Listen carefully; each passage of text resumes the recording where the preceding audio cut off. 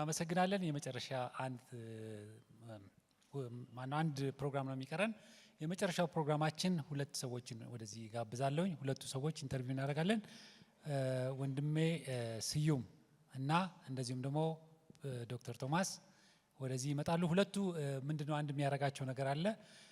እኔ ሳቃቸው ሁለቱም የህዝብ አገልጋዮች ናቸው። የህዝብን በሚያገለግሉበት ጊዜ በጣም በታማኝነት እና በጣም በቁርጠኝነት እንደዚሁም በትጋት ጉቦ አንቀበልም በማለት የሌላውን በጽድቅ ስናቸው ሌላውን የኮነኑ ሁለት እነዚህ የጌታ ጀግኖች ናቸው ነው የምላቸው። ወንድሜ ስዩምን በደንብ ነው የማውቀው። ፓስተር ዶክተር ቶማስን ግን ቅርብ ጊዜ ነው የተዋወቁት። ስለሱ ምስክርነት የሰጠኝ ወንድማችን አለምዬ ወንጌላዊ አለምዬ ነው። በአብረን ጎን ለጎን እንኖር ነበረ ከወንድማችን ስዩም ጋር። የኮንዶሚኒየም ኮሚቴ የሚባል አለ። ኮንዶሚኒየም ውስጥ እንኖር ነበር አንድ ከ10 ዓመት በፊትና በየግቢው ኮሚቴ አለ እና ሁሉም ጋር ብር ይዋጣል፣ ብዙ ነገር እንዲሰራ ይዋጣል። የኛ የነበርንበት ግቢና እሱ የነበረበት ግቢ ማንም ሰው ሳይ እንደዚሁ ይደነግጣል። በቃ እዛኛው የሀብታሞች ግቢ ነው የሚባለው፣ ግን ገንዘብ የሚዋጣው እኩል ነው። የተሰራው ስራ ግን በጣም በሚገርም ቦታ አንድ ብር ሳይነካ እንደውም ጭራሽ ከኪሱም እየከፈለ ይሁን የእግዚአብሔርን ስም የጌታችን የኢየሱስ ክርስቶስን ስም በማስከበር የታወቀ ነው። ስለ ወንድማችን አታጨበጭቡም እንደው ትንሽ እንኳን በእውነት ይሄ ምክንያቱም እግዚአብሔር ብዙ እድል ሰጥቶናል። በዚህ ጊዜ ብዙ ባለስልጣኖች ብዙ ኃላፊዎች በየቢሮው ተቀምጠዋል።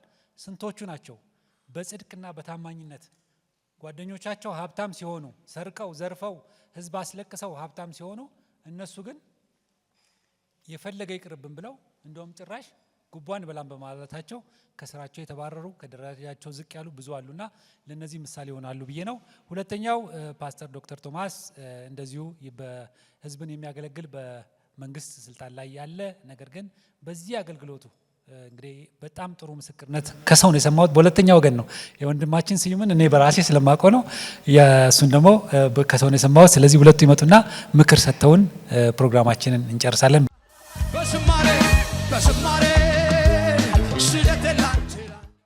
ተመልካቾቻችን እየተከታተላችሁ የምትገኙት በኢቫንጀሊካል ቴሌቪዥን የሚተላለፍላችሁ የ2018 ዓመተ ምህረት የጌታችን የኢየሱስ ክርስቶስ ልደት በዓል ነው።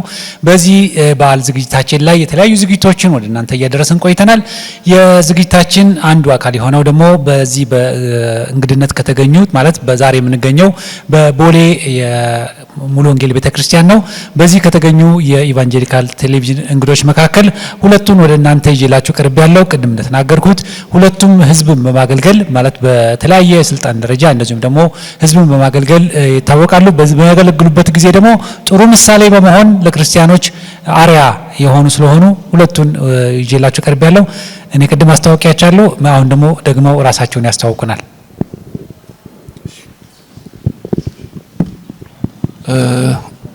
ስዩም ወልደ ሰንበት እባላለሁ። በግሬት ኮሚሽን ሚኒስትሪ ውስጥ ሚሽነሪ ሆኜ ያገለገልኩ እገኛለሁ። ባለትዳርና የሁለት ልጆች አባት ነኝ። እሺ፣ ክብር ለእግዚአብሔር ይሁን። ፓስተር ቶማስ እባላለሁ ከመንግስቱ ወንጌል ዓለም አቀፍ ቤተክርስቲያን።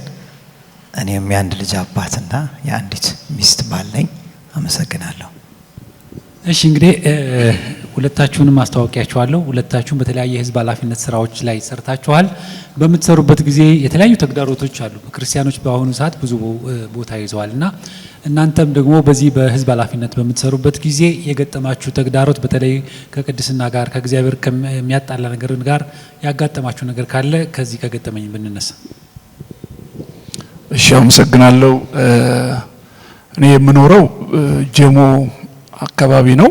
ጀሞ ኮንዶሚኒየም ሰፈረ ሰላም ማህበር ይባላል። ከብሎክ 243 እስከ 254 እንግዲህ ወደዛ እንደገባን አካባቢያችን በጣም ለመኖሪያ ገና አዲስ እንደመሆኑ መጠን የህዝቡንና የልማቱን ስራ የሚያስተባብሩ ሰዎች ተመረጡና ለአንድ አመት ከ6 ወር ያህል እነዛ በህዝብ የተመረጡ ሰዎች ህብረተሰቡን ማገልገል አልቻሉም፣ እርስ በርስ አልተግባቡም ነበርና ከአንድ አመት ከ6 ወር በኋላ እንደገና ህዝቡ ተሰብስቦ ሌላ ምርጫ ይካሄድ ተብሎ እኔና ከኔ ጋር አብረን 6 አመት አብረን የሰራን ሰዎች ተመረጥን ማለት ነው።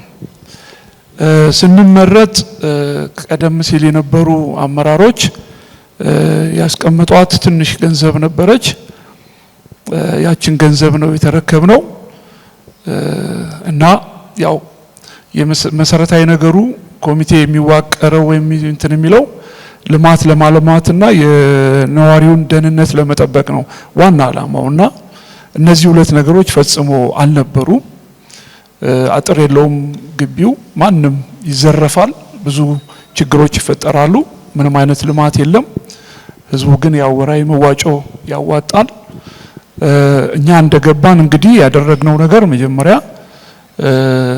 እንደገና ህዝቡን በድጋሚ መጥራትና 10 ዝርዝር ነገሮችን አስቀመጥን። ቅድሚያ የምንሰጣቸውን ለነዚህ 10 ነገሮች የሚያስፈልገውን መዋጮ ህዝቡ እንዲያዋጣ ጠየቅንና ከነበረው ላይ ተጨማሪ ያስፈልጋል በሚል ህዝቡ ገንዘብ እንዲያዋጣ አረግንና ዙሪያውን 590 ሜትር የሚሆን አጥራጥርን። የመጀመሪያው ደህንነት ስለሆነ ከዚያም ህብረተሰቡን እያስተባበርን አሁን በግቢያችን ውስጥ ያው ከሰዓት አንፃር አጠር አድርጌ ለመናገር ነው። በግቢያችን ውስጥ ግሪን ኤሪያ 2200 ካሬ ሜትር የሚሆን ግሪን ኤሪያ፣ ከ1000 ካሬ ሜትር በላይ የእግረኛ መንገድ፣ እንደገና የመረብ ኳስና የባስኬትቦል መጫወቻ ሜዳ ሰርተናል። ዙሪያውን እነዚህን የመሳሰሉ ባውዛዎች ተክለን ግቢያችን ቀንም ሌሊትም ብርሃን ነው። ዝርፊያዎች ቀንሰዋል። ልማቱ በጣም በህዝቡ ዘንድ ተወዳጅ ሆኗል እና 6 አመት በቆየውበት ጊዜ ደግሞ ከህዝቡ የሚሰበሰበው ገንዘብ ብቻ ሳይሆን ለዚህ ልማትና ለዚህ ህዝብ የሚጠቅም በሚል እኔ ብቻ የጀመርኩት በጀሞ ወይም በኮንዶሚኒየም ማህበር ውስጥ የሌለ አንድ ገቢ ማስገኛ ፈጠርንና ያንን በ6 አመት ቆይታዬ 517,000 ብር በኦዲት የተረጋገጠ ማህበሩ ሊያገኘው የማይገባው ከጊዜ በኋላ እንደውም ሌሎች አካባቢዎች ኮሚቴዎች ለራሳቸው የሚያደርጉት ነው፣ የሚያስጠይቃቸው አይደለም። ለህዝብ ማድረግ ቢችሉም ይችላሉ፣ ለራሳቸውም ቢያደርጉ ይችላሉ። ነገር ግን እኛ ከኔ ጋራ ሂሳብ ሹሙና ገንዘብ ያዣ ክርስቲያኖች ስለሆንን ሶስታችን በመነጋገር ለህዝቡ ነው ገቢ ያደረግነው። ያንን 517,000 ብር ገቢው ያልታወቀ ተብሎ በኦዲት ይታወቃል። እኛ ግን ያስገባንበትን እናውቃለን እና የሚያስጠይቀንም ምንም አይደለም። ግን ለህዝቡ ለልማት አደረግነው። ያው እንደው አታጨበጭቡም እንደው ይሄ እንኳን ስትሰሙት እና መጨረሻ ላይ ይሄ ሲሆን ችግሮችም የሉም ማለት አይደለም። ችግሮች ማለት ስራ ስትሰሩ ውጤት ስታመጡ ቀደም ሲል መስራት ያልቻሉ ሰዎች ይረብሹ ነበረ። ስም ለማጥፋት ሞክረዋል። በ6ቱም አመት ውስጥ ግን እኛ ኦቨር የሆነ 517,000 ብር ገቢ ያረግን እንጂ 1 ብር ከዛ አንካንም። ህዝቡን በታማኝነት አገልግለናል። ምናልባት ሚስጥር ማውጣት ካልሆነብኝ ህዝቡ ውስጥ ያሉ በጣም አቅመ ደካማ የሆኑ ሰዎችን እንደከፈሉ ያረግን እያስቆጠርን ነፃ እናረጋቸው ነበር። ምክንያቱም የሚከፍሉት ስለሌለ ከፍለዋል በሚል ሊስት ላይ የሞላናቸው እንዳይጠየቁ ያረግን እነዛን ሰዎች እንንከባከብ ነበረ። ልጆቻችንን ዲግሪና ማስተርስ ያላቸውን በሙሉ ቀጥረን ልጆቻችንን ግቢ ውስጥ ያሉት ልጆች እንዲያስተምሩ አድርገናል። ልጆቻችን ዛሬ ያንን እድል የተጠቀሙት ሁሉም ጥሩ ውጤትና ጥሩ ደረጃ ላይ ነው ያሉት። በመጨረሻ እንግዲህ ላሳጥረውና ምናልባት ተስፊሽ የረሳሁት ካለ ከጠየቀኝ መልሳለሁ። በ6 አመት ውስጥ እነዛን ሁሉ ልማቶች ከጨረስን በኋላ ልማቱን ማስመረቅ ነበረብን። እኔም መሸኘት ነበረብኝና እኔና አብሮኝ ያሉት ቴሌቪዥን ኢትዮጵያ ምንድነው ፋና ቴሌቪዥን መጥቶ ነበረ። የግልም እንደዚሁ መጥተው ነበረ። እዛ ላይ ህዝቡ ወርቅ ሸልሞኝ ነው እንደውም መቀጠል አለበት በፍጹም መውረድ የለበትም በሚል ህዝቡ ጥያቄ አንስቶ ነበረ።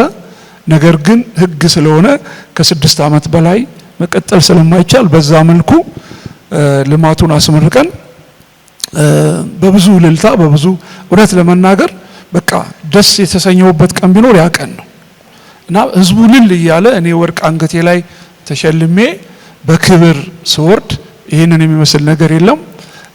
በዚህ መልኩ ነው ያጠናቀቁት ማለት ነው። አሁን እንደገና ተመርጫለሁ። እግዚአብሔር ባርክ። በጣም ነው ማመሰግነው። እንግዲህ እሱ ይሄንን አደረገ፣ ይሄ ሁሉ ትርፍ ገንዘብ ሰጠ። አጋጣሚ ከሱ አጠገብ ነው ያለው፣ እሱ የኛን ግቢ ያውቀዋል። እኛ ደግሞ ስብሰባ ተጠርተን ነበር አጋጣሚ እና ስብሰባ ተጠርተን አሮጊቶች እያለቀሱ ስንት ዓመት ሙሉ የሰበሰቡት ገንዘብ 1 ብር የለም፣ 1 ብር የለም። ልማት አልተሰራም። ሙልጭ አድርገው ዘርፈውት ታስታውሳለህ እኛ ግቢ ይሄ እና ይሄ ቀላል ነገር አይደለም። እሺ ወደ ፓስተር ቶማስ። እሺ እግዚአብሔር ይመስገን። እንግዲህ እኔም ይሄንን እድል ስለሰጣችሁኝ አመሰግናለሁ። ኢንፋክት አሁን ወደዚህ ስመጣ ድንገት ነው ወንጌል ያለምዬ እዚህ ፕሮግራም ላይ ኢንቫይት ያደረገኝ። አንድ ስራ ላይ ነበርኩኝ። ፕሮግራሙ ያው በዚህ መልኩ መሆኑን አላወቅኩም ነበረ፣ ግን እጅግ ደስ ብሎኛል ስከታተለውም የነበረው ነገር እና ምናልባት አስቀድሜ አንድ ማስተካከያ እሰጣለሁ። ዶክተር ሙሉ ዶክተር አይደለሁም፣ እጩ ዶክተር ነኝ። ግን ፓስተር ኢንጂነር ቶማስ አሰፋ ብለህ መጥራት ትችላለህ። ግን ያው ትንቢቱን ተቀብያለሁ፣ እሱን ተቀብያለሁ። ክብር ለእግዚአብሔር ይሁንና ምንድነው እኔ ከመጽሐፍ ቅዱስ አንድ ክፍል ጠቅሼ መናገር እፈልጋለሁ። መንግስተ ሰማያትን በተመለከተ ጌታ ኢየሱስ ክርስቶስ አንድ ቃል ይናገራል በማቴዎስ ወንጌል ምዕራፍ 25 ቁጥር 14 ላይና እንደዚህ ይላል፣ መንግስተ ሰማያት ያለውን ንብረት ሁሉ በአደራ በመስጠት ወደ ሩቅ ሀገር ሄደ አንድን ሰው ትመስላለች ይላል። አሁን ይሄ እቺ ኪንግደም ኦፍ ጋድ የምትባለው ወይ በሂብሩ ወይም በግሪክ ማልኩት የሚሏት ወይም ባሲሊያ የሚሏት ይቺ የእግዚአብሔር መንግስት ባህሪዋ የንብረቱ ባለቤት ጌታ ኢየሱስ ነው እና ያለውን ንብረት ሁሉ ነው የሚለው ያለውን ንብረት ሁሉ በአደራ በመስጠት ይሄደ ወደ ሩቅ ሀገር ሄዳ አንድ ሰው ትመስላለች ይላልና እኛ ያለን ነገር ሁሉ በአደራ የተቀበልነው ነው። እንደዛ ብለን ነው የምናምነው። ቀደም ባሉት ዘመናት የነበሩ ክርስቲያኖች በመንግስት ተቋም ይፈለጉ ነበረ ለንብረት አስተዳደር፣ ለኃላፊነት። ያሁኑን ዘመን ባላውቅም በደንብ በፊት በነበሩት ዘመናት ግን ፕሮቴስታንት ነው ወይ ተብሎ ንብረት ላይ አስተዳደር ላይ ይቀመጥ እንደነበረ የቀደሙ እናቶችና አባቶች እርግጠኛ ነኝ ይመሰክሩልኛል። እና እኛ የተቀበልነው ሁሉ በአደራ የምናስተዳድረው ነው የራሳችንን ስጋ ጨምሮ። እስቲ ለተመልካቾቻችን በደንብ እንዲገባቸው የነበርክበትን ኃላፊነት ያጋጠመህን ነገር እንደው ልክ እንደ ወንድማችን ስዩም ብትነግረን ደስ ይላል። እና ወደዛው ልመጣ ነው። ዞሮ ዞሮ ምንድነው እኔ በተለያየ ኃላፊነት ሰርቻለሁና ምናልባት ከነዛ ውስጥ በጣም ብዙ ገጠመኞች አሉ። ብዙ ኦልሞስት በ21 ዓመቴ ነው ስራ የጀመርኩት። 21 ዓመት ደግሞ ሰርቻለሁ። እንግዲህ መደመር ነው። በ21 ዓመት 21 ዓመት ደግሞ አገልግያለሁ በኤሌክትሪካል ምህንድስና፣ በሲቪል ምህንድስናና ደግሞ በቤተ ክርስቲያን አገልግሎት 16 ዓመት ቆይቻለሁ የተለያዩ ቦታዎች እና እንደ እድል ሆኖ ደግሞ አሁን ያለሁባት ቤተ ክርስቲያን 12 ዓመት ቆይቻለሁና በጣም የምወደውና ማከብረው መንፈሳዊ አባት አለኝ። የእግዚአብሔር ሰው ነብይ ኤርሚያስ ሁሴን ይባላል እና ምናልባት በድፍረት መናገር እችላለሁ እንደዚህ አይነት ንጹህ ማንነት ያለው ትውልድ የምታፈራ ቤተ ክርስቲያናት ብዬ በዚህ አጋጣሚ ቴንኪዩ ማለት ፈልጋለሁ እድሉን ከሰጠኝና በመጣሁባቸው ዘመናት ውስጥ ሁለት አጋጣሚዎች መናገር ፈልጋለሁ።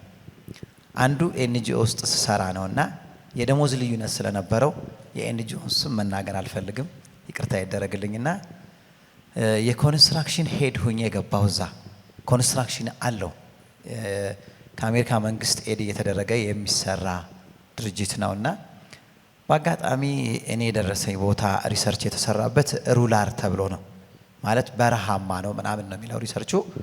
በዛ ስምም ገንዘብ መጥቷል እና እኔ ተወዳድሬ አንደኛ ወጣሁ ገባሁ ኃላፊ ሆኜ አንድ ወንድሜ ጋር ነበር የገባ ነው እሱም አንዱን ዲፓርትመንት እኔም አንዱን ይዘን የገባ ነው እኔ ኮንስትራክሽኑን እሱ ሳኒቴሽኑ እና በአጋጣሚ የገባንና እንደዚህ እየሰራን እስኪ እንትኑን እንይ ብለን ስንሄድ ቦታው በረሃም አይደለም እንደውም ለምለም ነው እና ጥያቄ ጠየቅኩኝ እኔ ይሄ በረሃማ ተብሎ ብር የተቀበልንበት ስፍራ እኮ ለምለም ነው ዝም በል ይሄ ችግር የለውም በቃ እንደዚህ ነው የሚሰጠው ገንዘብ የሚል ጥያቄ መጣ ያለ እንግዲህ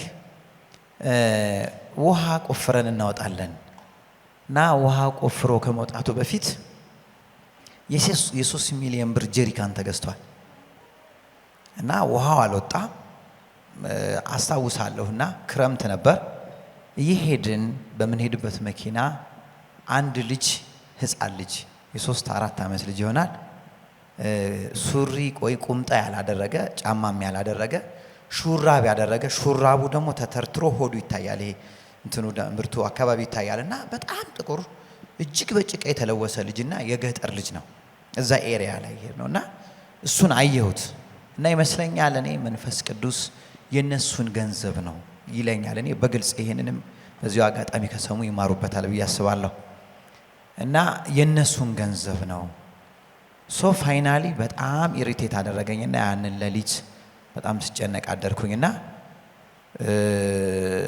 ተመልሰን ወደ አዲስ አበባ እንደመጣን አንዳንድ ማስተካከያ ጠየቅኩኝ እኔ ማስተካከያ ማለት በትክክል እንስራ እዚህ ቦታ ላይ እንደዚህ ያለ ይሄን ቦታ ማስተካከያ ማድረግ አለብን የዲዛይን ለውጥ መሆን አለበት ምናምን የሚል ዲቤት ስንጀምር ነገሩ ተበጠበጠ እና ያው እዛ ቦታ ላይ የነበረው ነገር እና የተለመደ አስተዳደር አለ ደግሞ እንዲህ አይነት ነገር ይኖራልና ከዛ ለብዙዎቹ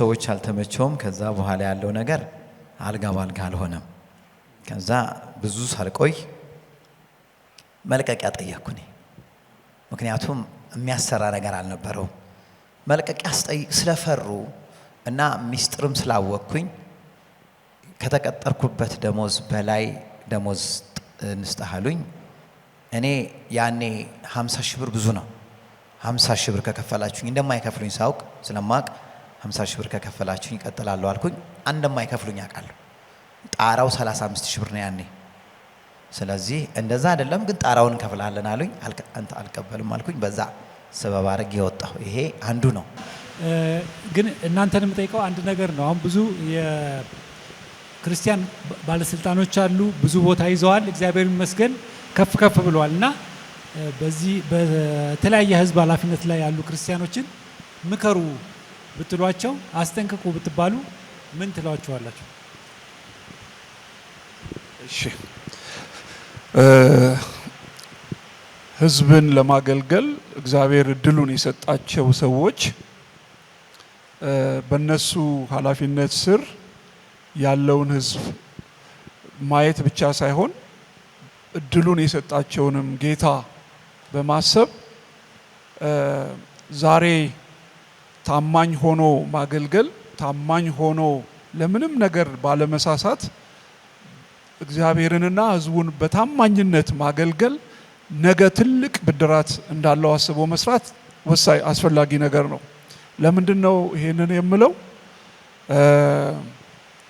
ያው አካባቢውንም ስሙንም መጥቀስ ቢቀርብኝ እንደዚሁ እግዚአብሔር እድሉን የሰጣቸው ህዝብን እንዲያገለግሉ እድሉን የሰጣቸው ሰዎች በነዋይ ፍቅር ተይዘው ሊሆን ይችላል ወይ ተቸግረውም ሊሆን ይችላል እጃቸውን ወዳልተፈለገ ነገር አስገብተው ብዙ መከራ የከፈሉና የተዋረዱ ሰዎች አሉ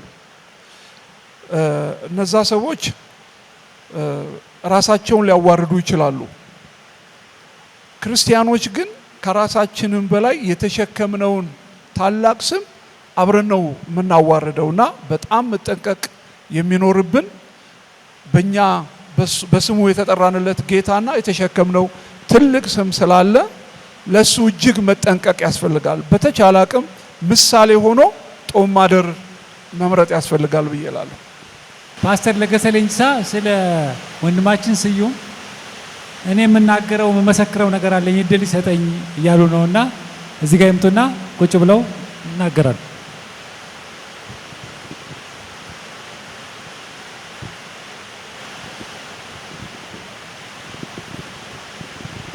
ክብር ለእግዚአብሔር ይሁን። እግዚአብሔርን እጅግ አድርገን ነው የምናመሰግነው ስለ እነዚህ የቤተ ክርስቲያን እንቁዎች። ይሄ ፈተና ቀላል ነገር አይደለም። በራስ ላይ እንደመወሰን ነው ያደረጉት ነገር። ጌታን በአደባባይ አክብረዋል። እኛም በእውነት ስለተሰጣቸው ጸጋ ልንኮራባቸው የተገባ ነው። በአሁኑ ሰዓት ምን እንደሚመስል እናውቃለን እያንዳንዱ እንቅስቃሴ እና ስለ እነሱ እግዚአብሔር የተባረከ ይሁን።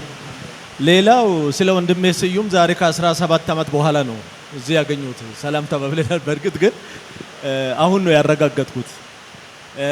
ወንድማችን በዚህ በሚሽነሪ አገልግሎቱ እግዚአብሔር አምላክ ተጠቅሞበታል። ዘር የሚዘራ ሰው ላያስታውል ይችላል። ምን ያህል ዘሩ እንደበቀለ እሱ ላያስታውስ ይችላል። እና እኔ በተወለድኩበት አካባቢ ላይ ወንጌልን ድርሽ ብሎ እዛ ቦታ ላይ ሊናገር የሚችል ሰው አልነበረም። ከዚህ የተነሳ ሰው በሙሉ በህይወት የሚፈራበት ሄዶ በሰላም የማይመለስበት ቦታ እዚህ ቅርብ ነው። 80 ኪሎ ሜትር የማይሆን ነው። ከውጭ ሀገር ሚሽነሪዎች መጡ። ምናልባት አሁን በዚህ ሰዓት ያስታውስ ይሆናል። እነዛ ሚሽነሪዎች የውጭ ሀገር ዜጎች ናቸው። እንዲህ አይነት ነገር አለ ብለን ስንነግራቸው 80 ኪሎ ሜትር ላይ እንዲህ አይነት ነገር ይኖራል ብሎ አልገመቱ፣ አላመኑንም። በጭራሽ አለ ብዬን ማረጋገጫ ሰጠዋቸው። ያንን ቲም ይመራ የነበረው ወንድሜ ስዩም ነበር።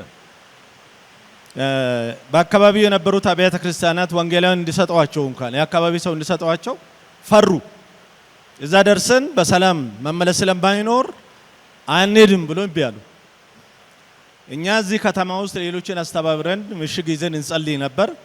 እግዚአብሔር አንድ ድምጽ ላከልን። እንስሳ ምላስን አያንቀሳቅስም። እኔ ገብቻለሁ አለ ጌታ። የማይደረስበት ቦታ ወደ 13 ሚሽነሪዎች ይመስሉኛል ካልዘነጋውና እነኚህ ተከታትሎ ሄዶ አንድም ሰው እዛ ቦታ ላይ ረግጦ ደርሶ መስክሮ የማያውቅ ገልማ ውስጥ ገብቶ ገና ከርቀት ጫማ ተወልቆ መሬት የሚሳምበት የሚሰገድበት ቦታ ሄዶ ላገኙ ሰው ወንጌል ተናግሮ ጸልዮ ከዛ በኋላ ምን ተፈጠረ ብላችሁ ብትሉ እግዚአብሔር አምላክ አጋዘው ነው የሚባለው፣ ዳኑ አይደለም። ስለኔ ቤተሰብ ነው የምናገረው። እንዳለ ጎረፈ ወደ ጌታ። ያንን መንፈስ እግዚአብሔር አምላክ በአደባባይ ተበቀለው። ከዛ በኋላ የሆኑትን ነገር እሱ ምስክርነት የሰማ አይመስለኝም። ዛሬ በዚህ አጋጣሚ በዚህም ባሳየን አክቲቪቲ ተጨማሪ ደግሞ በወንጌል አገልግሎቱ በኩል እግዚአብሔር የተጠቀመበት ሰው መሆኑን እኔ ሳልመሰክር ብሄድ እንደው በእውነት ደስ አይለኝም ነበርና ጌታ ክብሩን ይውሰድ። እግዚአብሔር ይባርካችሁ። እሺ እንግዶቼን በጣም አመሰግናለሁ። በአመስግናችሁ ወደ ቦታቸውን መልሱልኝ። የምጠይቀው ጥያቄ ወዳጄን ነው። በገጠመው ችግር ወይም ደግሞ እንቅፋት ምክንያት መከፈል የሚገባውን ክፍያ ከዛም በላይ ጠይቆ መልቀቁ እንደ መፍትሄ ቢያስበው እሱ ግን ወዳጄ ያንን ስፍራ መልቀቁ ለችግር ፈጣሪዎች መባዛት እድል መስጠት ነው። ያንን ቦታ ደግሞ እግዚአብሔር ሲሰጠን በዓላማ ነው። እኛ በእንደዚህ አይነት መንገድ በለቀቅን መጠን እነሱ የራሳቸውን ተከታዮች እያፈሩ የራሳቸውን ተልእኮ ያስፈጽማሉ። እኛ ግን በዛ ስፍራ ላይ ጨክነን ለታመነ ሰው ያንን ስፍራ መስጠት የምንችልበት መልካም እድል ፈጥረን መሄዱ የመፍትሄ አቅጣጫውን እንዴት አየው? ምክንያቱም ያንን እድል ሰዎች በብዙ መንገድ ይፈልጉታል። እኛ ደግሞ የምናገኘው እግዚአብሔር ፈቅዶ እድሉን ደግሞ ተጠቅመበት ብሎ ሲሰጠን ነውና ያንንስ እንዴት አየው? እሱ ነፍሱን ከማዳን አንጻር፣ ከጽድቅ አንጻር፣ ከታማኝነት አንጻር ሲለቀው በለቀቅን መጠን እያንዳንዳችን ያን ስፍራ ለክፎች አሳልፈን መስጠው ለአመፀኞች ከዛም አንግል እንዴት አየው ወዳጄ የሚለውን ነገር ቢመልስልኝ በማለት ነው። በጣም ጥሩ ጥያቄ ነው። ይሄ በጣም እኔም የምስማማበት ጥያቄ ነው። ምክንያቱም እኔ እንዲህ አይነት ነገር ገጥሞኝ እግዚአብሔር ስፍራን አትልቀቅ ብሎኝ እዛ ቆይቼ እግዚአብሔር መፍትሄ ያመጣበት ነገር አለና ስፍራ ለቆ መሄድ ተገቢ ነው ወይ? ጥሩ ጥያቄ ነው። እግዚአብሔር ይባርካችሁ። በብዙ መልኩ ልናየው እንችላለን። ይሄኛውን ነገር እንግዲህ ምናልባት ያው የተሰጠው ሰዓት አጭር ስለነበረ ነገሮቹን ለማሳጠር ያህል ነውና እዛ ላይ በጣም ብዙ ስራዎች ተሰርተዋል። ለምሳሌ እኔ ከመውጣቴ በፊት በጣም በርካታ ስራዎች ተሰርተዋል፣ ማስተካከያዎች ተሰርተዋል። ፋይናሊ እኔ ብቻ አይደለሁም በእኔ መልቀቅ ተያይዞ በጣም በርካታ ሰዎች ወጥተዋል። ግን የተስተካከሉ በጣም በርካታ ነገሮች ነበሩ። ፋርዘር ግን መንፈስ ቅዱስን መስማት ትልቅ ነገር ነው። እኔ እግዚአብሔርን ሰምቼ ነው መንቀሳቀሰውና ውጣ ካለኝ እወጣለሁ፣ ግባ ካለኝ እንግዲህ መቆየት የሚፈልግ ኖሮ እግዚአብሔር እዚያ ያቆየኝ ነበር። ምናልባት አንዳንዴ ደግሞ ከዛ የተሻለ እዛ ጋር ያስተካከልከው ትንሽ ነገር ዋጋ ካለው ደግሞ ወደ ሌላ ከዛ ወደ ባሰ ነገር ነው እንጂ ወደ አነሰ ነገር አልገባሁም። ኃላፊነት የሚያስከፍል ብዙ ኃላፊነት የሚጠይቅ ነገር ውስጥ ስቲል እስካሁን ድረስ ያለው ትዛ ላይ ነውና ወደ ከፍታው ስፍራ ነው ያወጣኝና እሱን እኔ ከዚህ ጋር አገናኘዋለሁ። ለምሳሌ ጌታ ኢየሱስ ክርስቶስ በአዲስ ኪዳን እንደ ልማዱ በምኩራብ ሲመጣ እንደገባ የኢሳይያስን ጥቅልል መጽሐፍ ሰጡት ይልና ያንን መጽሐፍ ተርትሮ ካነበበው በኋላ ይህ ቃል ዛሬ በጆሮአችሁ ተፈጸመ ሲላቸው ፈሪሳውያን ይዘውት ወደ ከተማዋ ገደል ሊጥሉት ፈለጉ ይላል አይደል መጽሐፍ ቅዱስ ሲናገር። እና እሱ በመሐከላቸው አልፎ ሄደ ይላል። በአዲሱ መደበኛ ትርጉም ደግሞ ሰንጥቆ ሄደ ይላል። ሰንጥቆ ሄደ ማለት ግፊያም አለው ኩርኩምም አለው እንትንም አለው። እና በሄደበት ሰዓት ቅፍርናሆም አንድ ባጋንንት የተያዘ ሰው ይጠብቀው ነበር። ስለዚህ እንደውም ሲደርስ የእግዚአብሔር ልጅ እንደሆነ አጋንንቱ ሲመሰክር መጽሐፍ ይናገራልና አንዳንዴ አልፈህ መሄድ ያለብህ ነገር አልፈህ ነው የምትሄደው። ለምን ቅፍርናሆም የሚጠብቅህ ነገር አለ። እዛው ላይ መቆየት ብቻ አይደለም መፍትሄው፣ ስራህን ከሰራ በኋላ መውጣት ነው። በመውጣትም ማመን አለብን። ባይዘወይ ፈቀቅ በማለት ብዙ ትርፍ ይመጣል። ፈቀቅ በማለት ከዜሮ አሳ ወደ 153 አሳ ይገኛልና ፖይንቱ ሰርተን ነው ይሄድ ነው፣ ሳንሰራ ነው ይሄድ ነው፣ ፈርተን ነው ይሄድ ነው፣ አስተካክለን ነው ይሄድ ነው። ነገር ግን አስተካክለን ከወጣን በቃ እግዚአብሔር ከኛ የሚጠብቀው እሱን ነው። ስለዚህ ምናልባት ምላሽ ከሆነ ለወንድሜ ብዙ ነገሮች ተቀይረዋል ብዬ አምናለሁ። እንግዲህ በጣም እናመሰግናለን። በተረፈ ደግሞ እናንተም በየቤታችሁ የምታዳምጡ ይህንን ፕሮግራም የተከታተላችሁ ሰዎች በጽድቅና እግዚአብሔርን በመፍራት ስራችንን እንስራ በማለት የዘንድሮውን በዓል በዚህ እናጠናቅቃለን። እንግዲህ አብራችሁን ስለቆያችሁ በጣም እናመሰግናለን።